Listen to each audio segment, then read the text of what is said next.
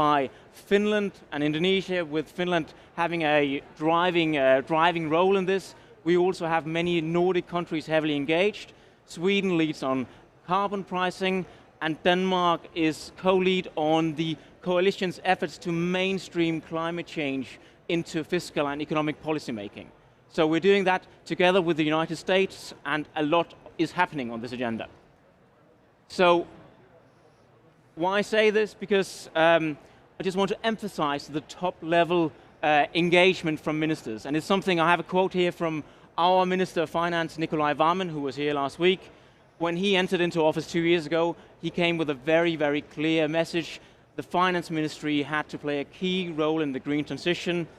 Climate could no longer be seen as a sectoral policy relevant for a few select ministries. It is a transition that is so fundamental that the Finance Ministry needs to be able to do what it does on economic policy as well.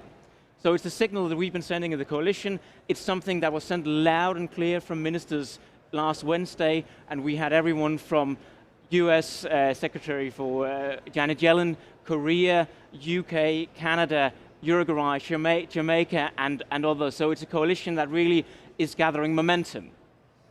So our bit in the coalition, and what we would like to speak on today, is the green reform model. And that's the flagship project of our minister and the Danish Finance Ministry in terms of building new tools that will allow us to better assess the effect of the climate effects of our policies. My colleague Jesper Svejgaard Jensen leads the Finance Ministry's engagement on this project, and in a minute he will go into a deep dive to show you and tell you what this is all about. From Helsinki we have Dr. Sara Damian, who works in Sitra.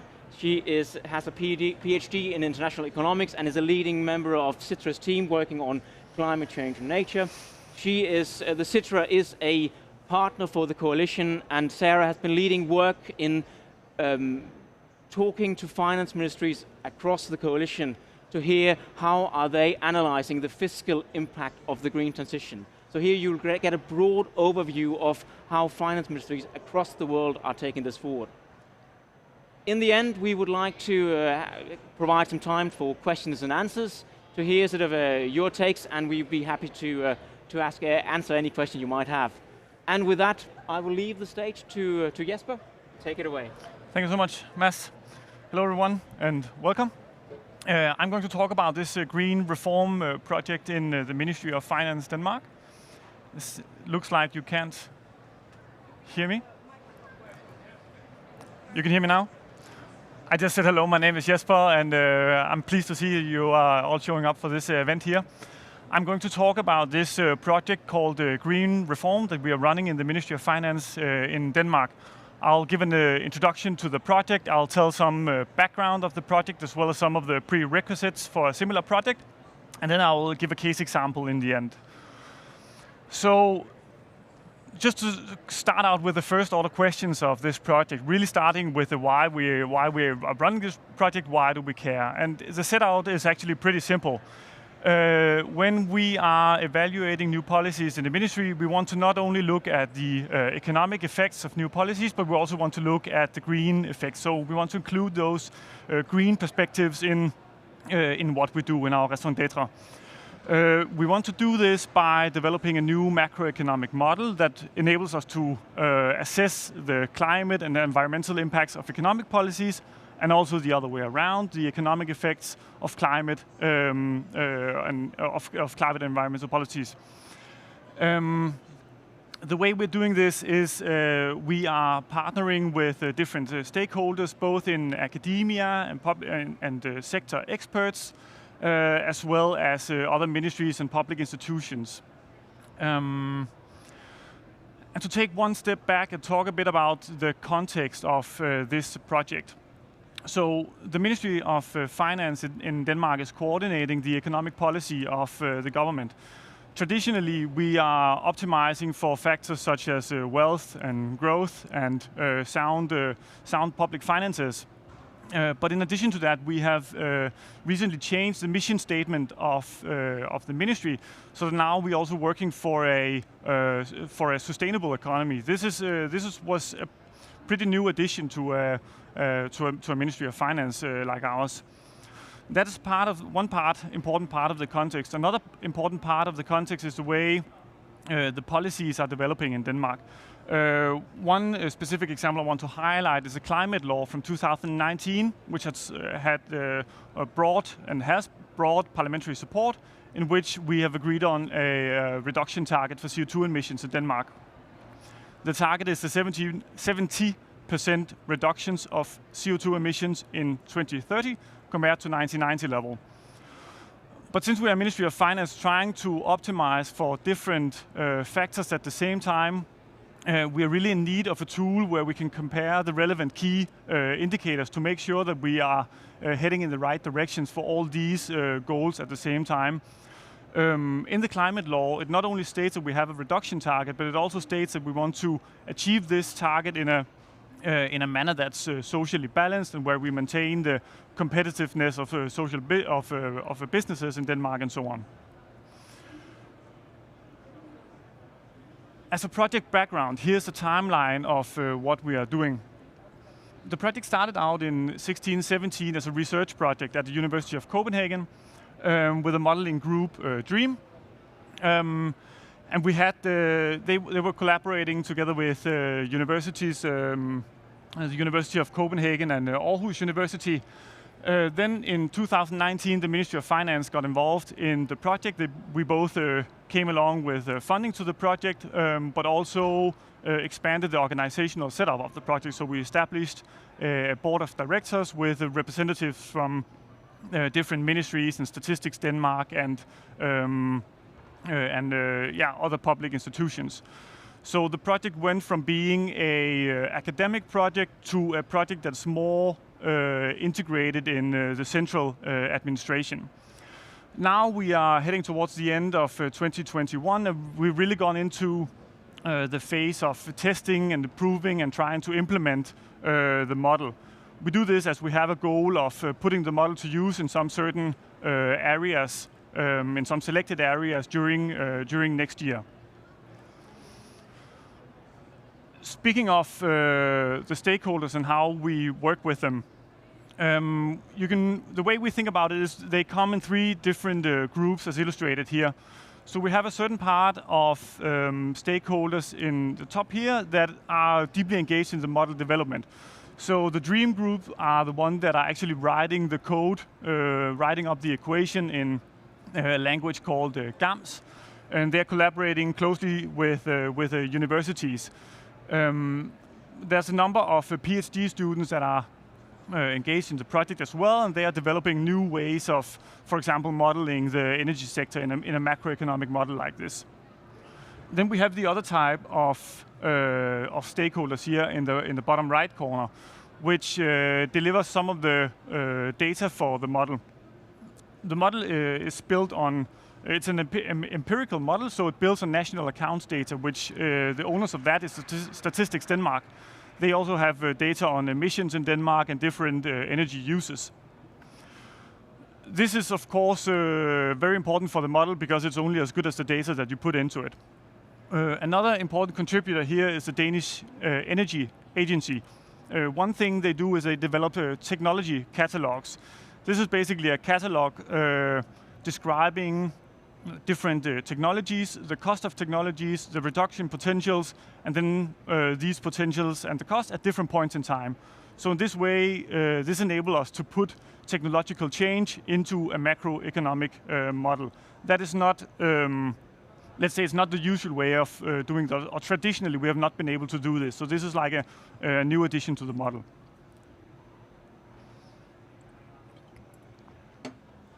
And then down here, in the bottom left corners, we have stakeholders as ourselves, the Ministry of Finance, which are the users of the model. The project is organized around the principle of openness, so we want to include a broad set of stakeholders. We want to include them deeply so they can provide actual input and are heard throughout the process. And we also want to make the model publicly available when it's ready for being put into use. In addition to just our own ministry. Therefore, we also have multiple other ministries which we invite to provide input to the project. And also, as an example, the Danish Climate Council, which is an independent council that evaluates the climate policies of the government. As an example of how we work with stakeholders, last week, actually exactly a week ago, we hosted a user group meeting in the Ministry of Finance where we invited some 20-25 economists over from different ministries to come in and actually try to install this new model on their computers and try to run it themselves. I personally like the fact that we held this meeting in what you can maybe see as a pretty old building. The Ministry of Finance Denmark just celebrated our 300 years anniversary just recently. And right now we are in a place where we can invite some 20 people over and have a, let's call it a state-of-the-art IT project within macroeconomic modeling and try it out on their own computers, running it on their own laptops. Hosting a meeting like this really have two purposes. First of all, we want to get input from the actual users of the model to how the model should run and how you're supposed to use it, but also to get input in terms of both how to use it, but then also support them in actually using it. So we had like a workshop where we were walking around and giving support whenever they had problems with running the model or changing the code and so on. Here's an illustration of the model to put a few words on what it is that we're talking about. So the model is it's a dynamic CGE model. It has a main model which is illustrated here to the left. It's dynamic, which means that we can make yearly forecasts up until the year 2100, where each year depends on the other years in the model. The model is modular, meaning that if you're only interested in, for example, the electricity and heating sector, you can take out this part of the model and look at that independently. But all these sub-modules in the model are also fully integrated, so we have a model that covers the full economy at the same time, where you get these equilibrium effects across the economy. This is new in the Danish context, because right now what we have is a pretty fragmented model landscape where you look at each of the different sectors partially. So you look at the energy sector, you look at the agriculture sector, and so on. Here we're trying to develop a model that can be kind of a one-stop shop where we cover the full spectrum. Some other important features here is that we can calculate carbon leakage also on the different sectors in the model. We can do emissions, we can calculate emissions accounts, so where we sum up all the emissions of different of CO2 and other pollutants according to international standards. And then we also have these features of technological abatement. I put some words on that before, and that is pretty new in macroeconomic CGE models to be able to model technological change, so that is to include how we expect different technologies to develop over time. The model describes 59 different sectors in the economy, so it's really it's a detailed model describing all the different or 59 different sectors in the economy that produces different output, which is then input in other parts of the economy. We have 27 different energy types in the model, and they are split out on 6 different energy purposes. So we have a high-dimensional model that can describe the economy with a pretty high level of detail, but at the same time, because we want people across the central administration to be able to run the model, it can still be run on a regular laptop. Since it is a model that spans the full economy, it means that the potential use cases for the model also covers the full economy. I don't want to go into all the different examples, but as an example, in Denmark, we have a goal of increasing the area of organic agriculture. One thing we can look at with the model is how much should we increase the support for organic agriculture if we want to increase the area to a certain extent. Another thing is what will the effects be if we introduce a uniform CO2 tax, a uniform carbon tax, which I will give as an example of how to use the model here on a last few pages.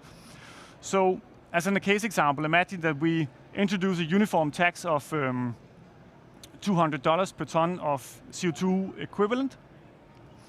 Imagine that we announce this in 2020 and it's phased in from 2023. We phase out the existing CO2 taxes and then we impose it on both the energy and non-energy related emissions. Then we get this.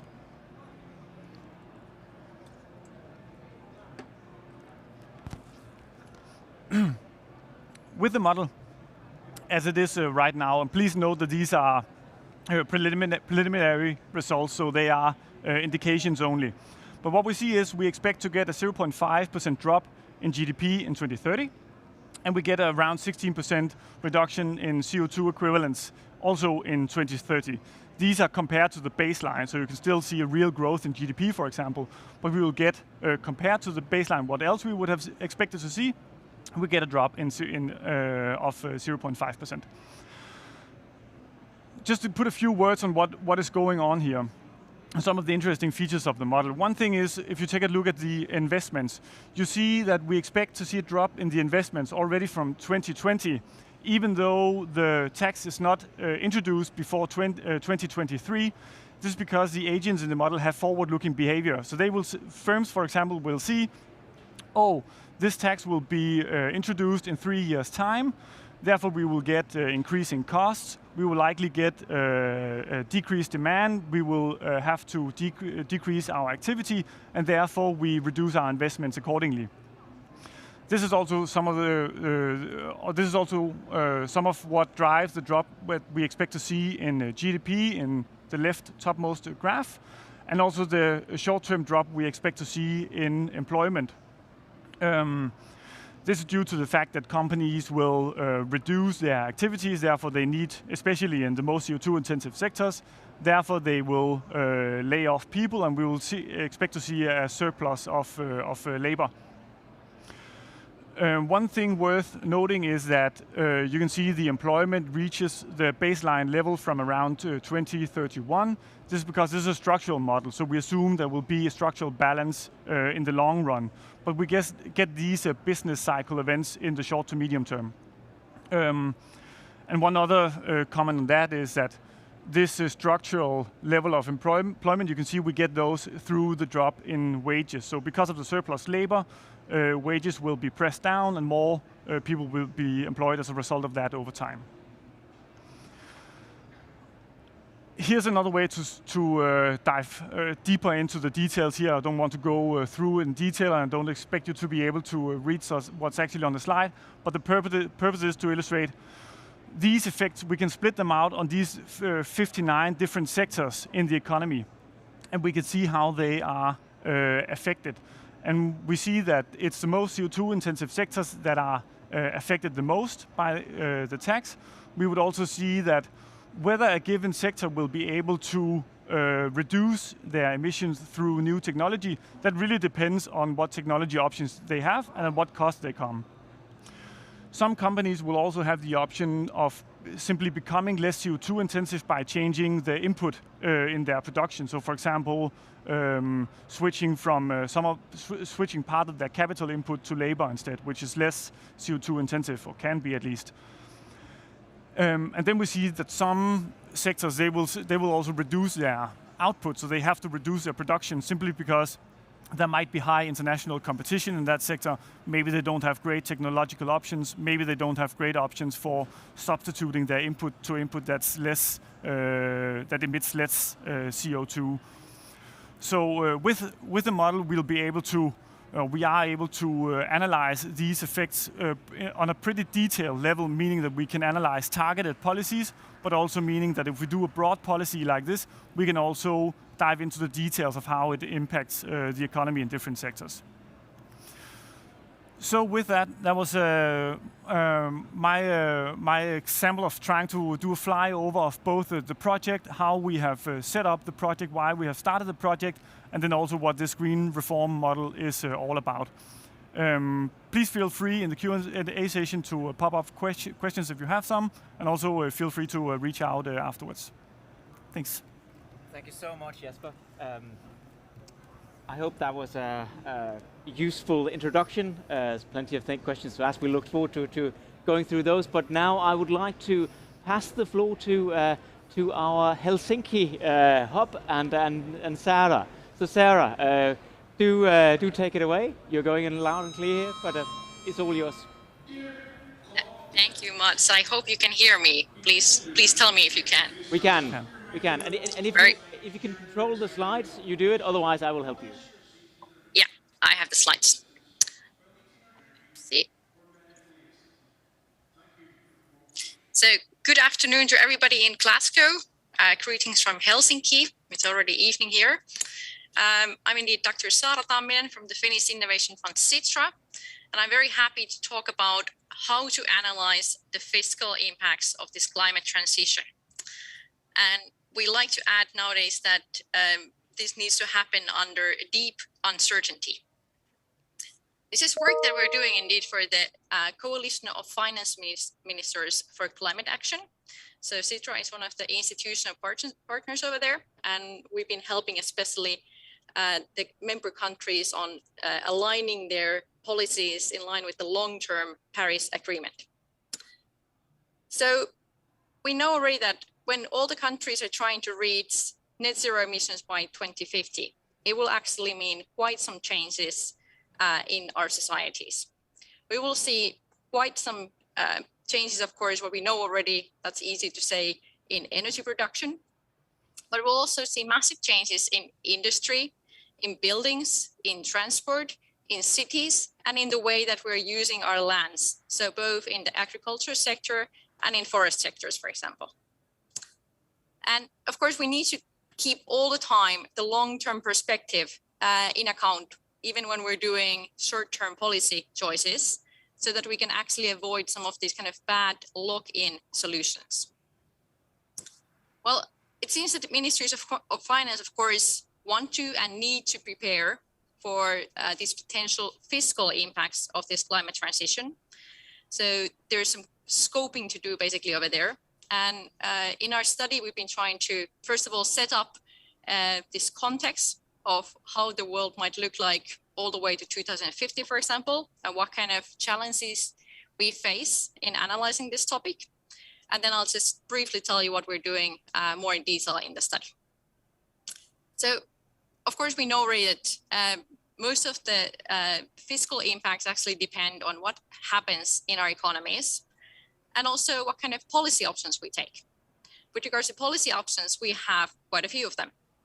We can do carbon pricing, taxes, emission trading schemes. We can do subsidies in various different forms, for example, for renewable energy investments or for negative emission technologies. There's a wide range of regulations that are taking place. For example, a lot of countries are fixing phase-out deadlines for coal. There are standards, for example, for transport vehicle emissions. And of course, we're also trying to do, for example, just information campaigns to advise consumers. What is very clear from the literature is that we will need a mix of policies.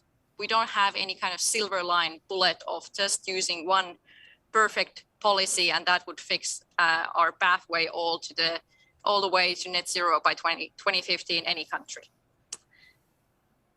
Well, what makes this particularly difficult as well is that very often we do know some of the changes that are likely to take place, but in general, we can say that the decision-making environment, especially when we're talking about even 2030, not to even mention 2050, is characterized by what we call deep uncertainty.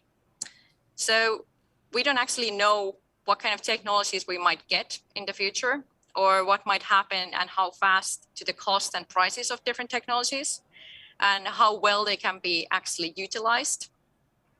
We don't know how consumers might change their behavior from the current behavior, and what kind of policies, for example, different countries are taking, because of course we need to account that we're having international trade channels and policies around the world are also potentially affecting your own country over here. Very often we also consider when we're thinking about future that some way we're just having a nice kind of dynamic, smooth transition to the next net zero carbon world. But actually what we're expecting is sudden and non-linear transitions. Well, all of these make it pretty difficult actually to analyze this topic in the Ministries of Finance. See? Can I get the next slide? There. Oh, there we go. We're only looking at this transition. So of course, in addition to this transition impacts, countries of course need to analyze as well what kind of climate impacts they might have or how they need to repair, adapt to the rising temperatures. That's a completely different field as well to study, and there's different methodologies for analyzing that. So what we've been looking is how to analyze this transition to carbon-free societies by 2050. In general, in the literature, it's seen that there's three main fields of drivers. So there's the technological changes, there's policies, and there's behavioral changes. So for example, policies can of course immediately have a very direct, clear impact to the fiscal balance of different countries. So for example, if you set up a $200 carbon tax in Denmark, that's going to, of course, at least in the short term, bring you a lot of revenue. But actually in the long term, it might be that it's going away as soon as your emissions are going away as well. But most of the impacts are actually coming through our economies, what's happening in our economies. And all of these main drivers are having both typically microeconomic level impacts and then also macroeconomic level impacts. And sometimes we also need to consider what's happening in the field of non-market goods and services. So let's start over there actually, because that's maybe less clear. So kind of a bit outside of the typical economic view, we of course do need to account as well that we're having a major ecological crisis. It's not just a crisis with climate change. So of course we know that if we're doing climate measures, for example, the local air might get cleaner. So you're getting less sickness from pollution. And that might mean in some countries that there's of course also a lot less revenue needed in the health sector. But of course, in the transition, we need to also make sure that all the measures, the policies that we're taking actually do not at least harm anymore our biodiversity, for example, in general, and that we're keeping our natural resource use within a safety bound. So these are kind of additional restrictions on what we can do. Well, the microeconomic level impacts are, of course, coming especially from the technological changes and from behavioral changes. So we might see preference shifts, or for example, changes in substitutions between different technologies, and also changes in market structures. And of course, these kind of microeconomic level setups are typically the core of, for example, the CGE models that are also used in Denmark. Well, any kind of changes over there, or any kind of changes, for example, in policy, technology, or behavior will also have then macroeconomic level changes. We will most likely see productivity changes, for example. We will see different households having different type of impacts. We need to look at how the impacts are affecting, for example, poorer households versus richer ones. So what are the distributional impacts?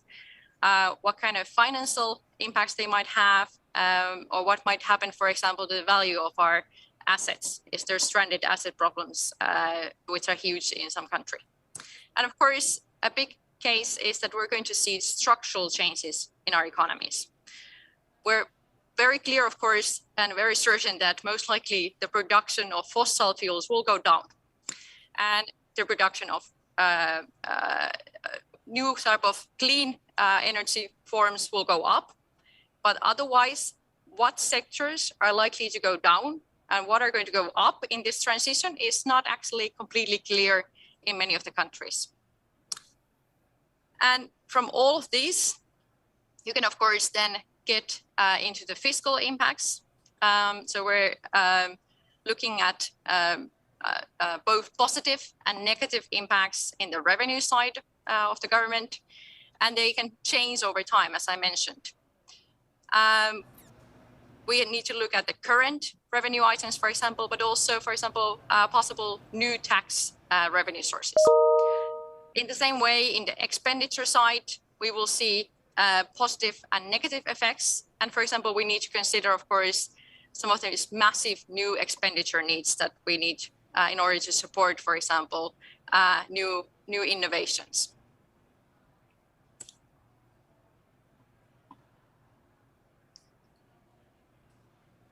So we're trying to not just look at the Danish way, it's a very interesting case study to present, but also how different ministries of finance and research organizations around the world have looked at this topic and what kind of solutions they found until now to analyze the fiscal implications. And now we're talking mostly about quantitative analysis.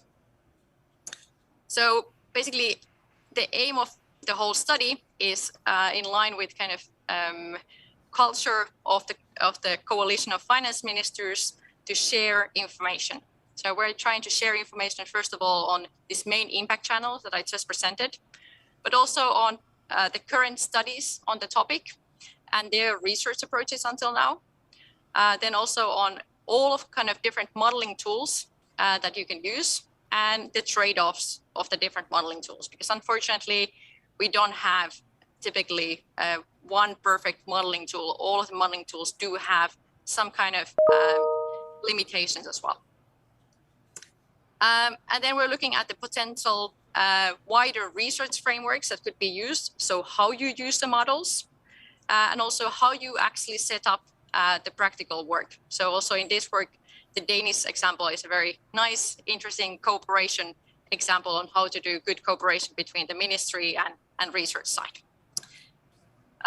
We've been taking a stock of the current national and academic literature on the topic. But then in addition to that, we've been doing interviews with various research experts and ministries of finance around the world. So there's about, I think, 20, 30 people interviewed.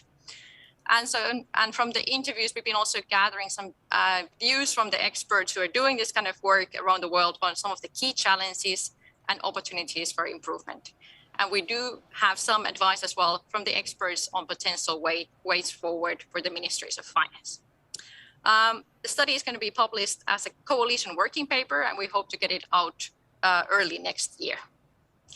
Thank you very much for being able to present this, and I'm very happy to answer any questions you might have. Right, Sarah. Well, thank you very much for this this presentation, and we're very much looking forward to the study. Sara has been speaking with members throughout the coalition, is getting us sort of an overview of the challenges we're facing. Right now, we have time for some questions. So I think I'd like to start off with a few questions here from the Glasgow audience, and then from the Helsinki side. If you afterwards, we'll take a few questions from the audience there. But first of all, anyone here who have a question? There's one over here. Yeah, I have one.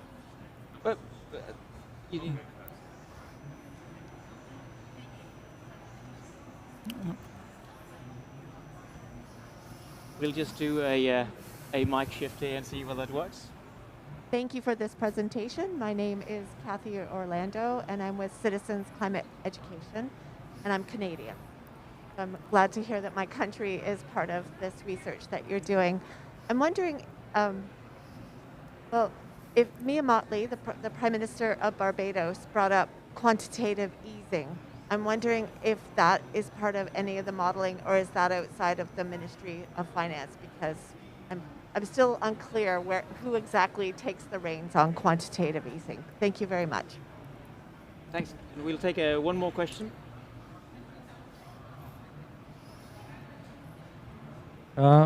Thank you so much. Now I'm probably clear. Thank you for a great presentation. Really appreciate that.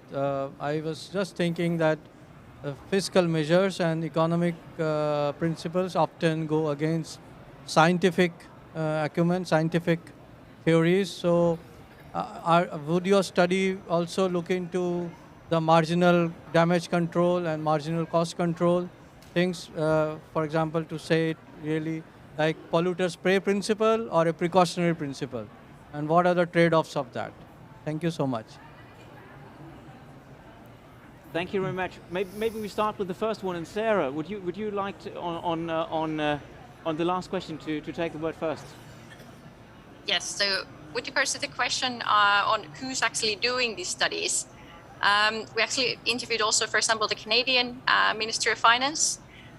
So for you, there's quite some research that is done also within the government, federal government of Canada. But of course, around the world, it depends per country who's doing the studies. So there's of course also a lot of just academic and research organizations who are doing this type of studies. And very often, of course, they're paid by the government, but it might be that it's, for example, the Ministry of Environment, sometimes Ministry of Finance. It depends a bit on what you're looking. And most of the times, of course, these kind of studies are based on the long-term projections, which are Paris aligned all the way to 2050. So there is a lot of this climate and energy modeling behind the studies. So the main point is basically that we try to look for pathways that would actually keep us within the 1.5 degrees limit. So this is also kind of answer to the second part. So the main point is that it gets always cheaper to do more emission reductions and faster. So this is the main goal. We're not looking at studies which are trying to estimate some of the climate damage. We're just trying to look at, okay, how can you really try to limit emissions as fast and cost efficiently as possible, taking into consider as well, for example, that yes, we need to look at different type of taxes, for example, in order to get the polluter to pay, or some kind of regulations in case, for example, the taxes don't take us in the right pathway all the way to net zero by 2050, for example. Thank you very much, Sarah. And then, do we have a question from the Helsinki audience?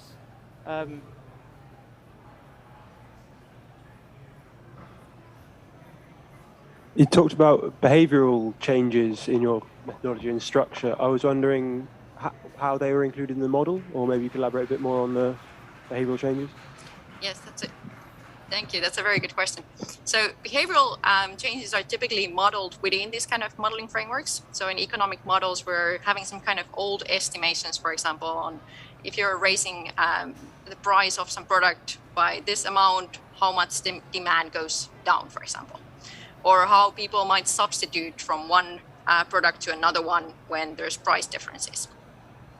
And now the whole point is that we have some kind of historic data and historic analysis on this, but we need to do a lot more of this kind of scenario analysis as well, so that we have to take into account that these kind of behaviorals and substitution elasticities, as we call them, or demand elasticities can actually change over time.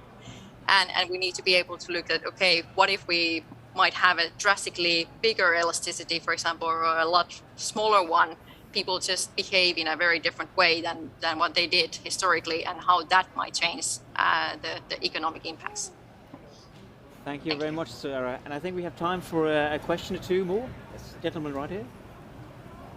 Hi, very nice presentations. I'm just wondering if you could expand a bit on the validation part of the model, and related to that as well, what is the benchmark to decide, okay, this is the model we're going to go forward?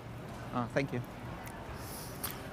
Yeah, so you're actually touching on a quite difficult topic, but very relevant one. So as I said, we're now going into the test and validation phase. And the funny thing is, so we are building a new model that has new features, which means we wouldn't expect to get exactly the same results as the traditional models that we have. So when do we know if the new model that we have is valid, or if we trust is the results that we get? the way we go about it is really engaging all the stakeholders that have expert knowledge on the specific areas. So they are invited in and get the opportunity to use and try out the models and analyze the results. So concretely, we would agree on some shocks to the model where that we thought were relevant in terms of validating the results.